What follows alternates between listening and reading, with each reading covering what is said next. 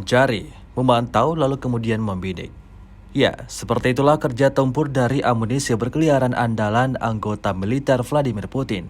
Di arah Bakhmut, UAV Lancet Rusia kembali menjalankan aksinya, melumpuhkan semua kendaraan militer Ukraina.